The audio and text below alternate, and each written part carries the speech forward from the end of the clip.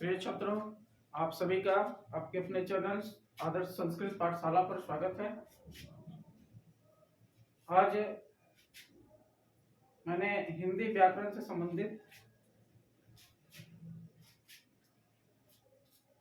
एक चैप्टर लिया है जो वाक्य से संबंधित है। इसमें हम देखेंगे कि रचना के आधार पर वाक्य के कौन कौन से भेद होते हैं, और उसमें देखेंगे कि जो रचना के आधार पर वाक्य के भेद है उसमें जो हम अंतर कर पाएंगे तो कैसे अंतर करेंगे, कौन सा वाक्य है और उसमें अंतर किस आधार पर हम करेंगे। तो यहाँ पर हम देख रहे हैं कि रचना के अनुसार वाक्य के भेद। तो रचना के आधार पर वाक्य के कौन कौन से भेद हैं, तो सबसे पहले क्या है, साधारण या सरल वाक्य। साधारण या सरल वाक्य, इसमें क्या होता है, कैसे जानेंगे कि ये साधारण वाक्य है या सरल वाक्य है। जिसमें हम देख रहे हैं कि यहाँ पर क्या है कि एक कर्ता और एक क्रिया, अर्थात ऐसा वाक्य जिसमें एक ही कर्ता और एक ही क्रिया हो तो वह वाक्य क्या होता है, साधारण वाक्य होता है। जैसे यहाँ पर उदाहरण के तौर पर हम देख सकते हैं, जैसे यहाँ पर है कि हम लोग दौड़ते हैं, तो यहाँ पर क्या है कि हम लोग क्या है, कर्ता है, और दौड़ते हैं क्या है, क्रिया है। इसका मतलब इसमें एक ही कर्ता है और एक ही क्रिया है। तो ये कौन सा वाक्य होगा, तो ये साधारण वाक्य होगा। उसी तरह से गाय घास खाती है, इसका मतलब यहाँ पर क्या है, ये गाय क्या हुआ, कर्ता हुआ, और ये घास खाती है क्या हो गया, क्रिया हुआ, और ये घास क्या हुआ, कर्म हुआ। तो यहाँ पर हम क्या देखेंगे, इसमें कितना कर्ता है और कितना क्रिया है। तो यहाँ पर एक ही कर्ता है और एक ही क्रिया है, इसका मतलब ये भी क्या हुआ, साधारण वाक्य हुआ। तो इस तरह से इसका हम डेफिनेशन कर सकते हैं, इसका परिभाषा लिख सकते हैं कि जिस वाक्य में एक ही कर्ता एक ही क्रिया हो या एक ही उद्देश्य या एक ही विधेय हो तो उस वाक्य को हम लोग क्या कहेंगे, साधारण वाक्य कहेंगे या सरल वाक्य कहेंगे। उसके बाद दूसरा भेद क्या होता है, तो दूसरा भेद होता है मिश्र वाक्य।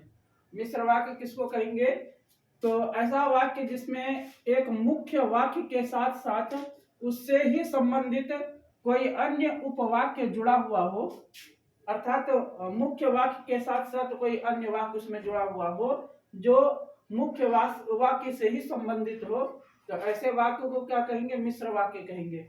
जैसे यहाँ पर दिया हुआ है कि वह व्यक्ति जो वहां खड़ा है, अर्थात ये मुख्य वाक्य क्या हो गया, वह व्यक्ति जो वहां खड़ा है, ये मुख्य वाक्य हो गया।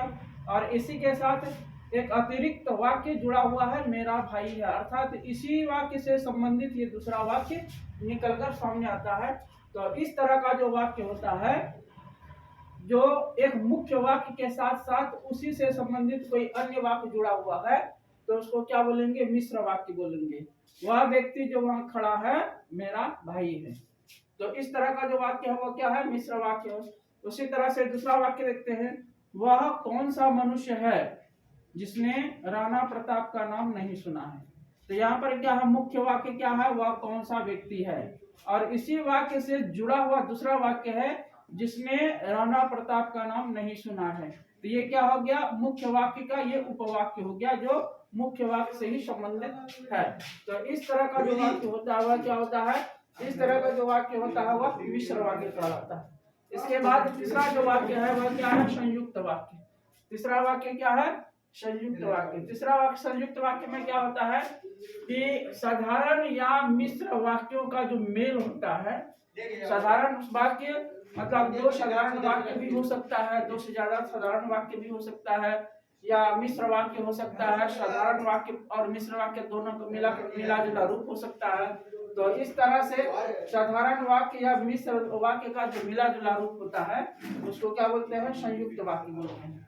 जैसे यहाँ पर देखते हैं कि हम लोग वहां जाते हैं, तो ये क्या है, एक साधारण वाक्य है, और इसी के साथ एक और वाक्य हम जुड़ा हुआ है, और क्रिकेट खेलते हैं। जिसका मतलब क्या हुआ कि यहाँ पर दो साधारण वाक्य मिला हुआ है, और इस दो साधारण वाक्य को मिलने के कारण ही इसको हम क्या बोलेंगे, संयुक्त वाक्य बोलेंगे। उसी तरह से यहाँ पर देखते हैं, दूसरा उदाहरण देखते हैं कि जब भाप जमीन के पास इकट्ठी हो दिखाई देती है तब उसे कोहरा कहते हैं। तो ये क्या हो गया, एक मुख्य वाक्य है, यहाँ से यहाँ तक क्या हो गया, मुख्य वाक्य हो गया, और उसी का उपवाक्य हो गया, इसी वाक्य से संबंधित तो दूसरा वाक्य जो आ रहा है यहाँ पर, तब उसे कोहरा कहते हैं, अर्थात इसी वाक्य का जुड़ा हुआ अंश है ये वाक्य।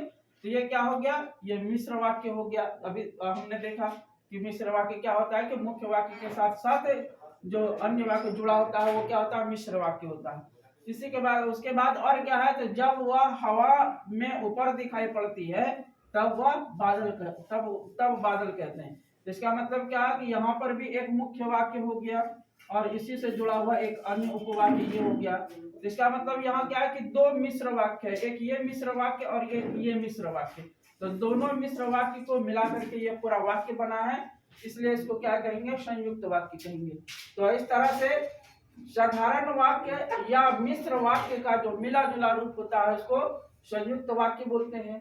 तो इस तरह से रचना के आधार पर हमने देखा कि साधारण वाक्य या सरल वाक्य और मिश्र वाक्य तथा संयुक्त वाक्य में हम कैसे अंतर कर पाएंगे, कैसे पकड़ पाएंगे कि कौन सा वाक्य सरल वाक्य है, कौन सा वाक्य मिश्र वाक्य और कौन सा वाक्य संयुक्त वाक्य है। तो इस तरह से ये उदाहरण देखने के बाद स्पष्ट हो जाता है कि साधारण वाक्य और सरल वाक्य और मिश्र वाक्य, सरल वाक्य या मिश्र वाक्य और संयुक्त वाक्य में क्या अंतर है। तो आज हमने इस चीज को देखा। पुनः अगले वीडियो के साथ हम अगले दिन फिर से आएंगे आपके सामने। तब तक अगर आपने अभी तक हमारे इस चैनल को सब्सक्राइब नहीं किया है तो कृपया सब्सक्राइब कर लें और बेल आइकन भी दबाना ना भूलें। बहुत बहुत धन्यवाद।